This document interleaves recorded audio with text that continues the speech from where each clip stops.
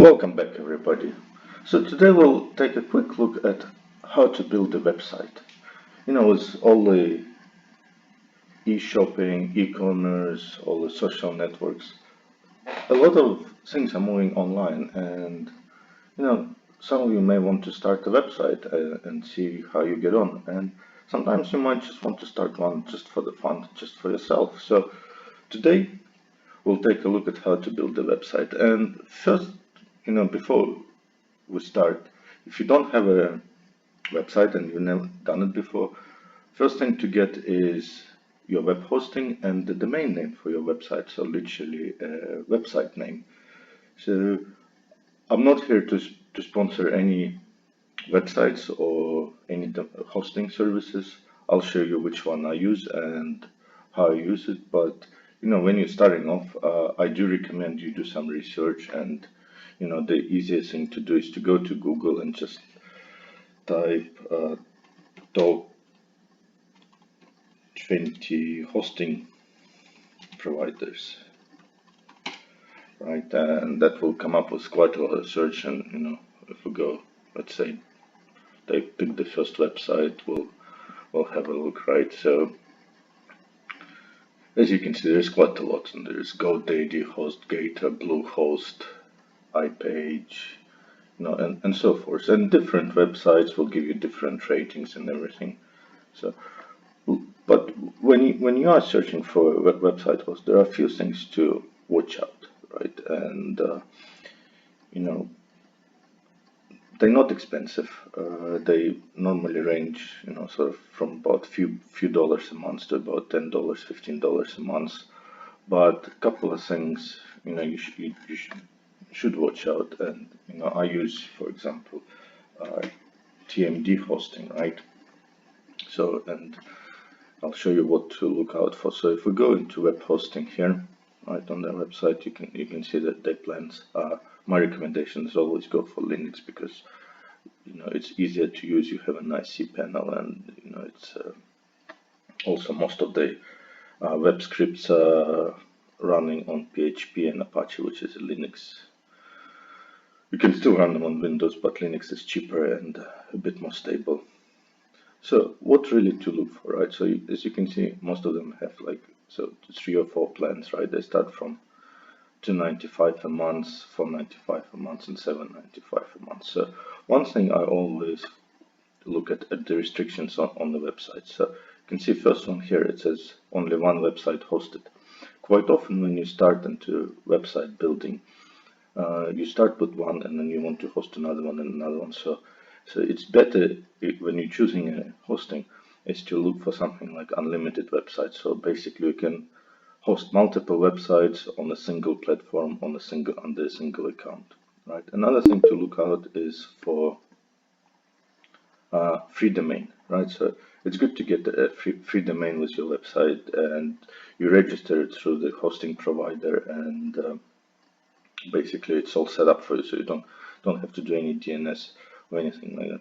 And there is one more thing I always look out for is, so if we scroll down here, right, there's this support. I always look for a ticketing system, right? And when I do research, I always look at the research on support. So support is quite important, and with TDM hosting, with TMD hosting, I found it's quite good. I don't usually they use live chat or anything. I use the ticketing system, and they respond quite fast. But it's up to you. Do make sure the support reviews are quite good. And then you can look at e-commerce features. That's for if you want to start an online shop. But the other thing to look for is this application script. Some sites offer it, some sites don't. And basically, application scripts is they give you an access to all those scripts like WordPress, Joomla, Dolphin, etc. Right? So it's basically you can set up the whole website with few clicks, and that's what we'll take a look at now. So let me log in into my account. And generally the setup, when you register, the setup takes about half an hour to an hour. So we'll log into the account. So let's say if you use TMD hosting, you log into the account, then you go log in into control panel. There will be the cPanel or something, right? So that's your cPanel, right? That's basically where you do most of the things, right? And a couple of things when you start building a website. So let's say you have a name. So I'll use one of the domain names that I have, which I use for testing, and you have an idea. So you either decided it's going to be a blog site, or a social media site, or an e-commerce site, etc. Right? So hoping you've done your research and you've registered your hosting and you're in cPanel. So the first thing to do is generally to create an email address. So to do so, you just scroll down under the email section, right? The basic is you go into email accounts and you go create. So it's relatively simple.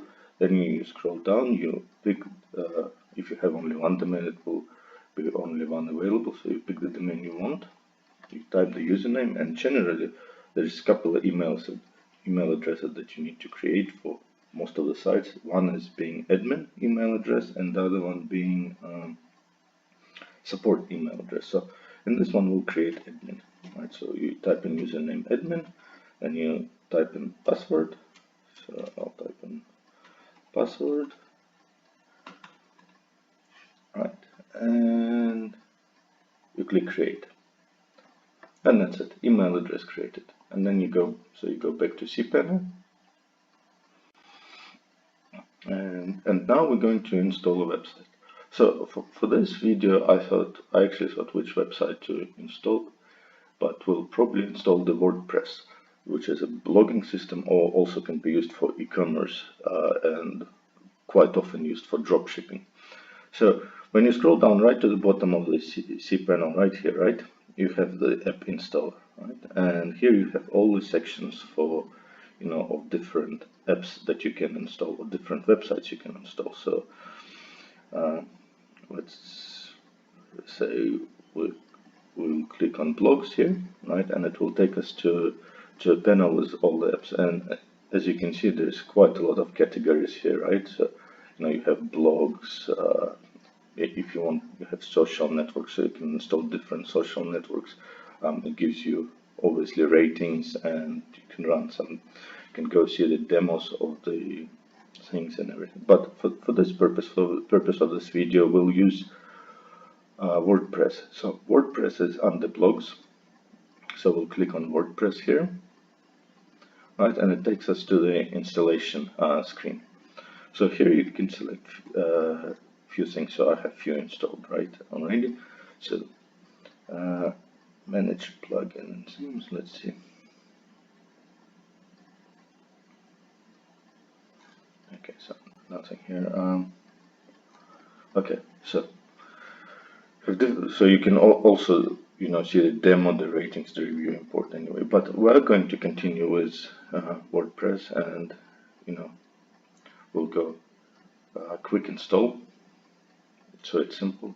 It takes you to the installation window. You select which version you want to install. I generally recommend installing the latest one. Then you choose the URL, right? So we will select our URL where we generated the admin.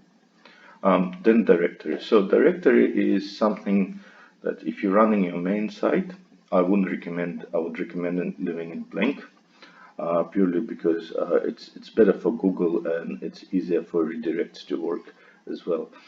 But if you do type in something in a directory, it will be something. So when your site is up, it will be, let's say, your site name.com/directory name/ and then your website.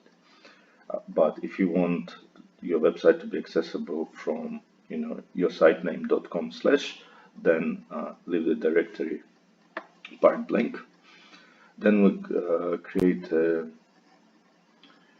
admin account that you will need to access the control panel. So, and then you need to create the password. So we'll go admin password.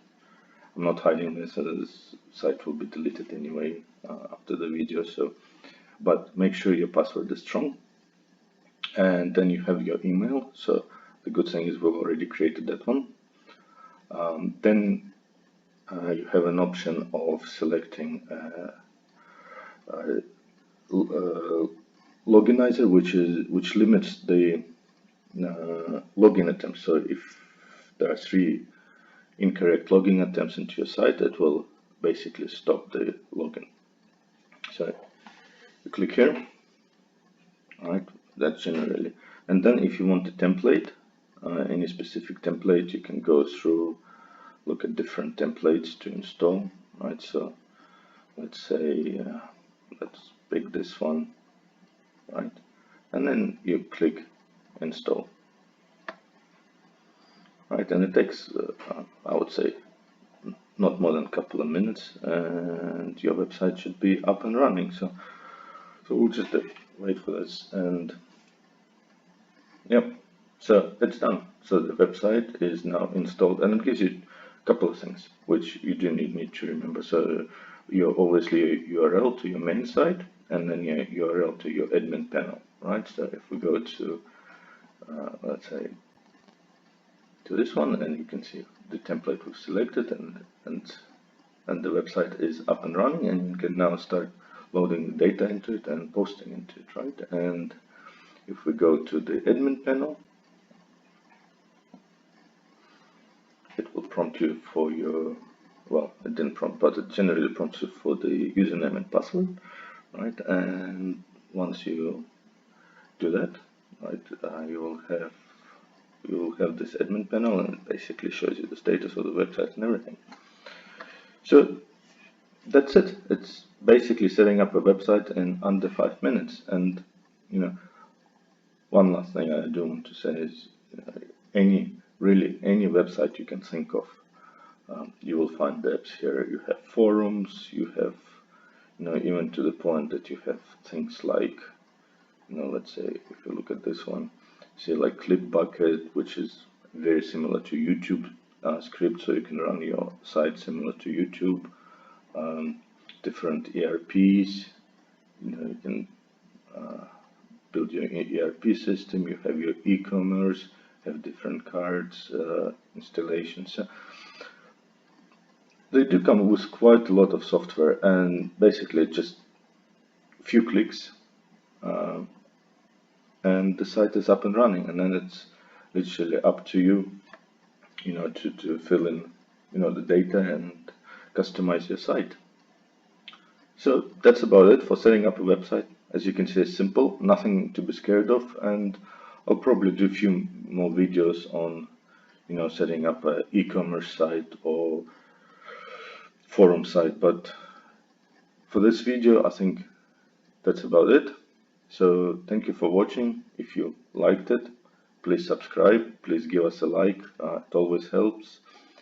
If you didn't, well, it's still good that you watched, and hopefully you learned something else. And check out some of our other videos or join our forum, and just always learn, always learn new things, always try new things, and experiment.